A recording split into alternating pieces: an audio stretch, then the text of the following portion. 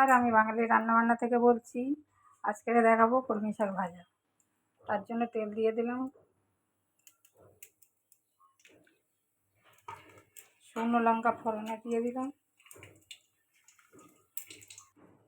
একটু রসুন থেতো দিয়ে দিলাম। থেতো করে ভাজাটা ভালো লাগবে খেতে। পেঁয়াজও দিয়ে দিলাম।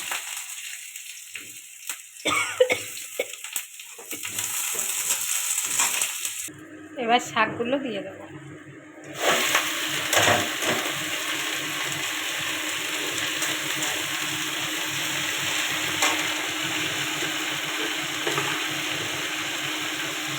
শাকে একটু লবণ দিয়ে দেবো, দিয়ে এটা নেড়ে চেড়ে ঢাকা দিয়ে দেবো। ঢাকাটা খুলে দেখে নেব, একটু নেড়ে চেড়ে দেবো, দিয়ে একটু হলুদ দিয়ে দেবো, ফের ঢাকা দিয়ে দেবো। কলমি শাকটা ভাজা হয়ে গেছে, এবার নামিয়ে নেব। ভাজা হয়ে গেছে, নামিয়ে নিয়েছি। আপনাদের যদি ভালো লাগে লাইক কমেন্ট শেয়ার করবেন। নমস্কার, রাখছি।